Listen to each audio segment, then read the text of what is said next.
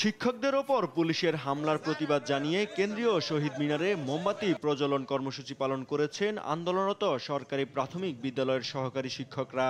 শনিবার রাত 12টার দিকে কেন্দ্রীয় শহীদ মিনারে এই কর্মসূচি পালন করেন তারা। শিক্ষকরা জানান ৩ দফা দাবি আদায়ে কর্মসূচি ঘোষণা করা হয়েছে। রোববারও কেন্দ্রীয় শহীদ মিনারে অবস্থান কর্মসূচি পালন করবেন তারা। প্রাথমিক শিক্ষা নয়, শুধু সারা বাংলাদেশের সুশীল সমাজ থেকে শুরু করে ছাত্র সমাজ, শিক্ষক সমাজ সকলের জন্য আজকে একটি কলঙ্কিত অধ্যায় রচিত হয়ে গেল। আমাদের কর্মসূচি ঘোষণা করা হয়েছে, শহীদ মিনারে শিক্ষকরা অবস্থান করবে। পাশাপাশি সারা দেশের সব প্রাথমিক বিদ্যালয়ে একযোগে অনির্দিষ্টকালের জন্য কর্মবিরতি পালন করা হবে। এই আমার ভাই বোনদের গ্রেপ্তারের প্রতিবাদে সারা বাংলাদেশে প্রাথমিক বিদ্যালয়ে লাগাতার কর্মবিরতি চলবে।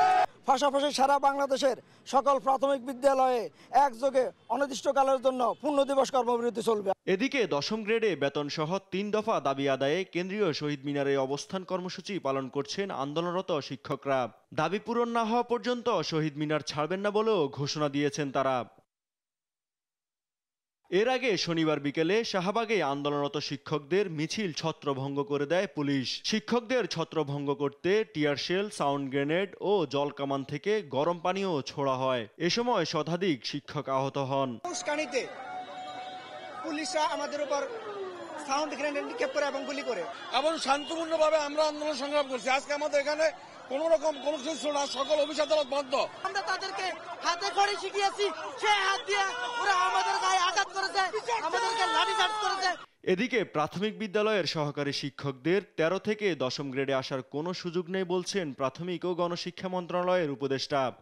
যেখানে শুধুমাত্র আমরা প্রধান শিক্ষকদের ১০ম গ্রেড দিয়েছি এবং তাদের জন্য সহকারীদের জন্য আমরা 11 গ্রেডের জন্য অনবরত চেষ্টা করে যাচ্ছি।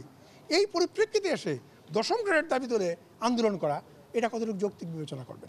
আন্দোলনের কারণে বিদ্যালয়ের পড়াশোনার ক্ষতি হলে কঠোর ব্যবস্থা নেওয়ার হুঁশিয়ারিও দিয়েছেন উপদেষ্টা। আমরা যেটা দেখব। ইউসুফ ভুঁইয়া, দেশ টিভি, ঢাকা।